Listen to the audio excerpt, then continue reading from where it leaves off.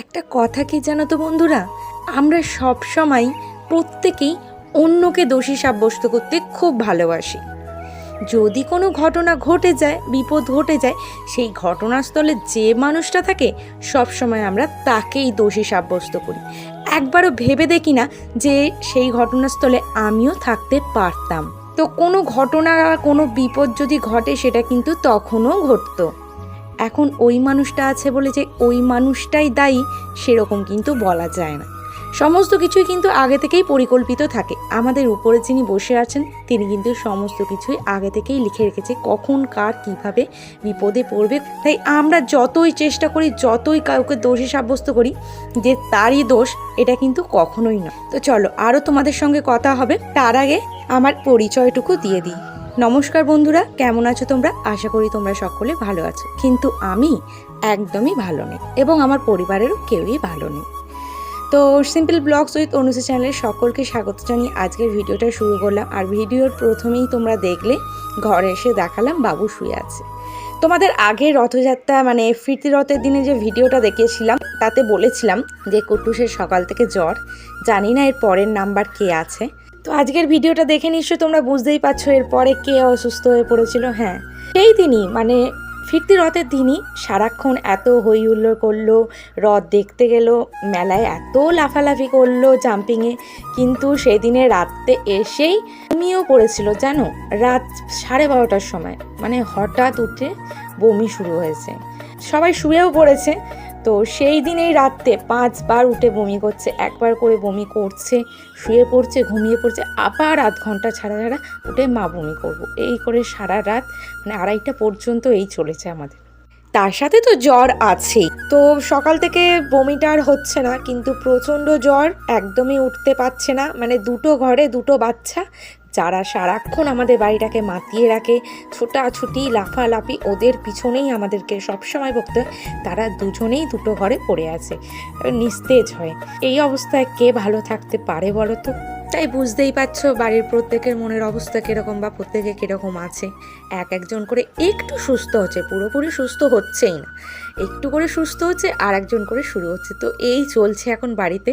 তো দেখলে তোমরা, ওকে ডাক্তার দেখিয়ে নিয়ে আসলাম, ডাক্তার ওষুধ দিয়েছে, সেই সমস্ত ওষুধও খাওয়াতে শুরু করেছি যখন যেটা খাওয়াতে বলেছে। তবু এই জ্বরটার তো একটা সময় আছে, মানে সেই সময়টা না কাটলে কোনো কিছুই মানে কমবে না। তো তাই সেরকমই চলছে। আর ডাক্তারখানায় গিয়ে আরও একটা ঘটনার সাক্ষী হলাম। যখন ডাক্তার দেখাতে গিয়েছিলাম, আরও একটা বাচ্চা, এই জোর বয়স হবে 2 বছরের কমপ্লিট হয়েছে নাকি আমি বলতে পারবো না, দেখে যেটা মনে হলো 2 বছরের কাছাকাছি হবে। তো বাচ্চা মেয়েটার কোনো কারণে কিছু একটা করতে গিয়ে হাত কেটে ফেলেছে বঁটিতে। মানে বাচ্চাদের কিছু হলে মা বাবার মনের অবস্থা কী থাকে বা বাড়ির লোকের মনের অবস্থা কী থাকে সেটা প্রত্যেকেই জানো। তো সেই অবস্থাতেই তার বাবা মা তার নিয়ে ছুটে এসেছে ডাক্তারের কাছে।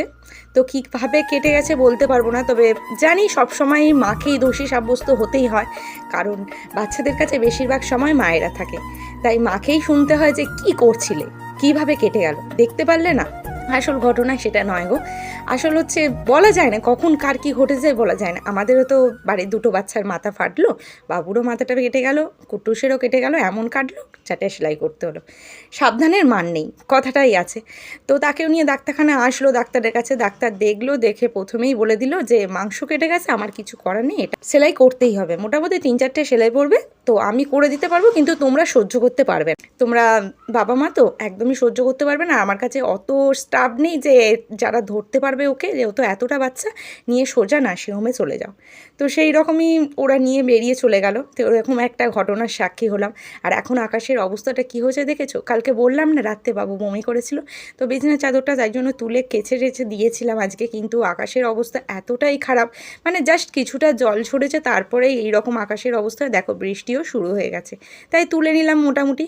আর সকাল থেকে মোটামুটি এরকমই চলছে, একবার করে মেঘ করছে, বৃষ্টি হচ্ছে, আর এখন দেখো ভালোই বেশ জোরেই বৃষ্টি চলছে। আর দুটো ছেলে তো দু ঘরে পড়েই আছে, সেটা তো আর কিছু বলার নেই। ওরা মানে সারাদিন আজকে খাওয়া দাওয়া ওই নামমাত্র, মানে খেতে হবে, একদমই কিছু খেতে পারছে না, জোর করে শুধু ওষুধ খাওয়ানোর জন্য খেতে হচ্ছে।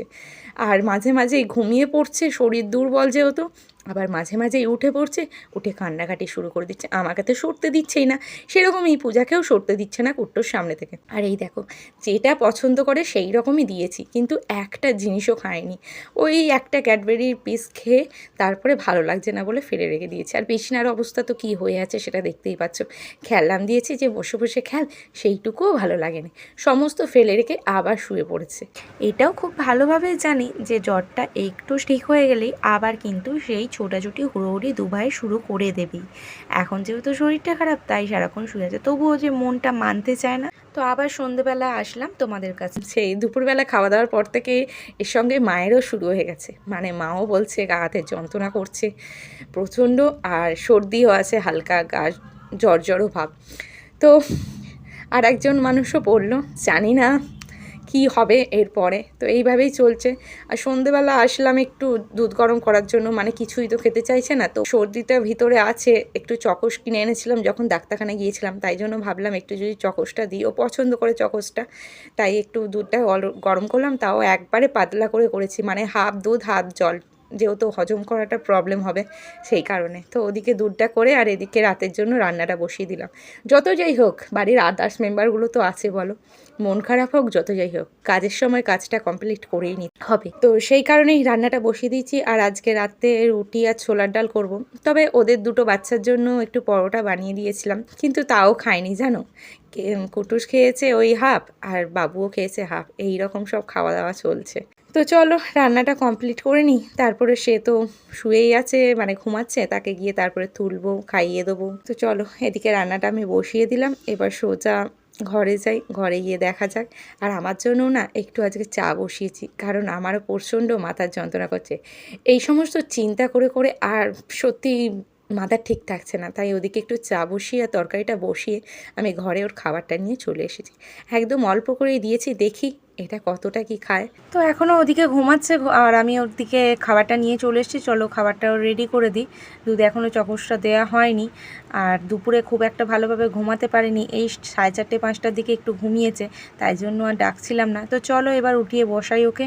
জ্বরটা মাপছিলাম যে সারাদিনই জ্বর আছে আজকে, মানে জ্বর একদমই নাবে না, যখনই মাপা হচ্ছে তখনই 102 101 এরকম চলছে। এখন মাপলাম এখন 102, তবু ওর 102 আছে, কুটুসের তো 104-এ জ্বর। মানে এই চলছে দুজনে মিলে, একবার আমি থার্মোমিটার নিয়ে মাপছি, তো একবার পূজা থার্মোমিটার নিয়ে মাপছে।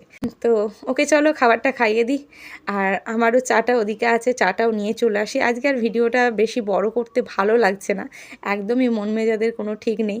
তো লাস্টে বললো আমি একটু একা একা খাবো, তাই ওকে একা খেতে দিয়ে আমি চাটা আনতে চলে গিয়েছিলাম। তো বন্ধুরা চলো আজকে একদমই আর কিছু বলতে ভালো লাগছে না, তাই আজকের মতো ভিডিওটা আমি এখানেই শেষ করছি। আগামী ভিডিওতে দেখা হবে, দেখা যাক তখন তোমাদের জন্য কীরকম আপডেট আনতে পারি এবং আমার পরিবারের সবাই কীরকম থাকে। তো টাটা, সকলে ভালো থেকো, সাবধানে থেকো, সুস্থ থেকো।